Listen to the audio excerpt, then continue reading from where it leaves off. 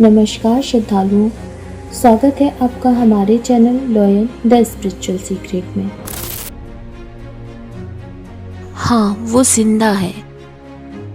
कई सालों से जिंदा है, कई सदियों से जिंदा है।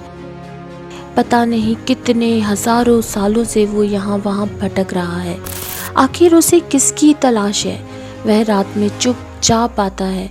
कुछ लोगों के लिए वह सिर्फ कहानी किस्सों की तरह है, लेकिन कई लोगों ने उसे देखा है, अपनी आँखों से देखा है। वह एक दिव्य शरीर वाला व्यक्ति है जो कोढ़ से परेशान है, जो अपने जख्मों को आराम देने के लिए लोगों से तेल मांगता है। वही है जो महाभारत काल में भी था और आज भी है। जी हाँ, हम यहाँ बात कर रहे हैं गुरु द्रोणाचार्य के पुत्र अश्वत्थामा की। वह न तब मरा था, न आज मरा है।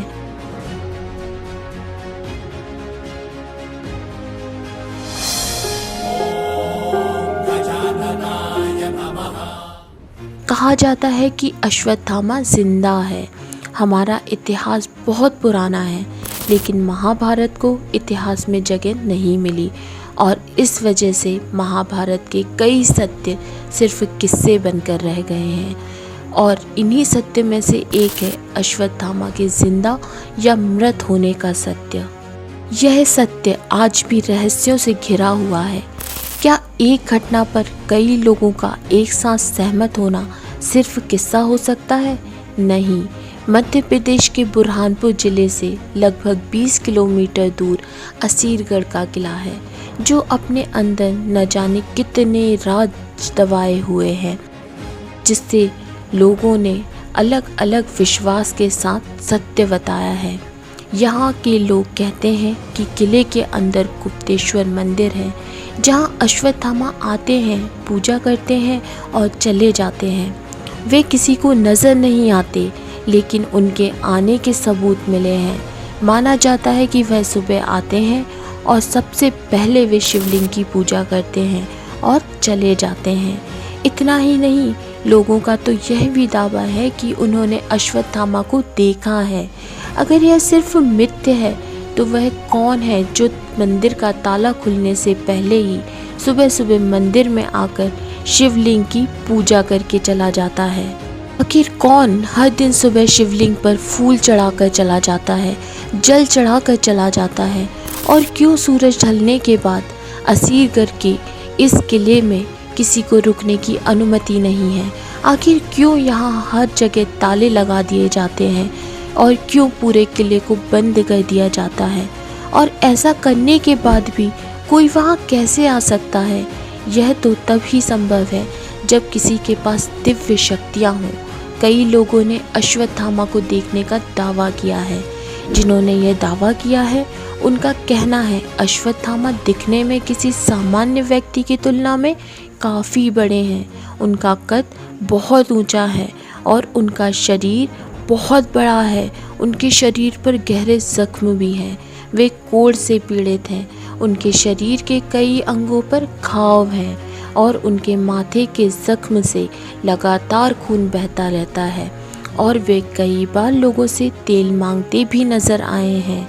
ऐसा कहा जाता है कि अश्वत्थामा के ये घाव महाभारत काल के हैं, क्योंकि युद्ध में अश्वत्थामा बहुत अधिक घायल हो गए थे और उनके घाव अब तक नहीं भरे हैं।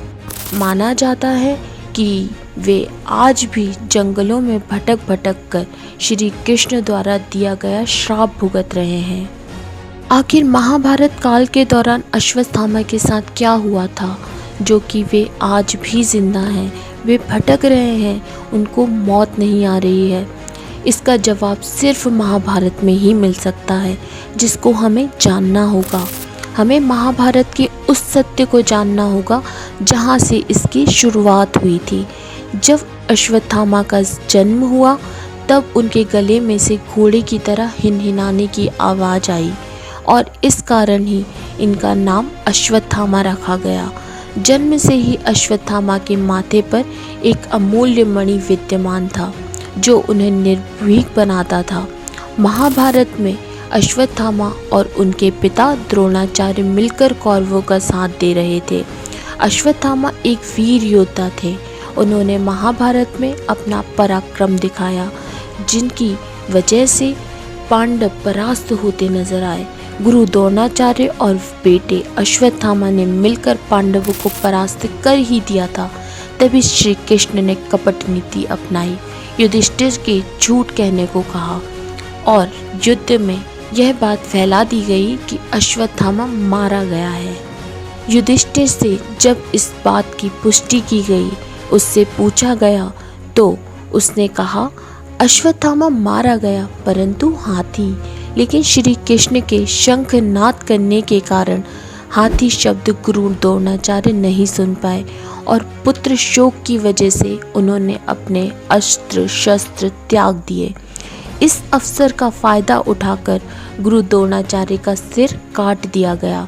जब अश्वत्थामा को इस कपट नीति का पता चला तो वे गुस्से में आग बबूला हो गए और उन्होंने इस युद्ध में कपट नीति अपनाने की ठान ली।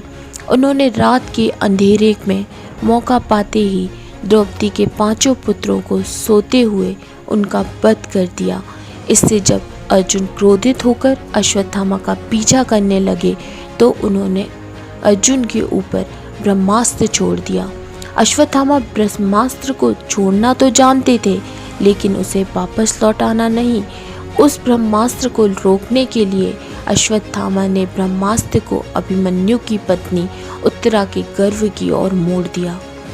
अबोध बालक और स्त्री की हत्या बहुत बड़ा पाप है, अधर्म है। यह कहकर श्री कृष्ण क्रोधित होते हुए अश्वत्थामा के माथे की मणि निकाल लेते हैं और उन्होंने अश्वत्थामा को श्राप दिया कि वे कलयुग के अंत तक पृथ्वी पर भटकेंगे। मणि निकल जाने से अश्वत्थामा की सभी शक्तियां नष्ट हो गईं। ऐसा कहा जाता है कि तब से लेकर अब तक अश्वत्थामा भटक रहे हैं। अश्वत्थामा के माथे से लगातार लहू बह रहा है। उनके शरीर से घाव अभी तक भरे नहीं हैं। न जाने कितने साल, कितने युग अश्वत्थामा ने ऐसे ही भटकते हुए निकाल दिए और न जाने कितने ही युग और भी भटकेंगे। आज का यह वीडियो आपको कैसा लगा कमेंट करके ज़रूर बताएं। अगर आपको यह वीडियो पसंद आया हो तो लाइक करें, कमेंट करें, इसे ज़्यादा से ज़्यादा लोगों के साथ शेयर करें। ऐसी ही अद्भुत जानकारी के लिए हमारे साथ जुड़े रहें और बेल बटन को दबाएं, जिससे नए वीडियो का नोटिफिकेशन आपको मिल सके।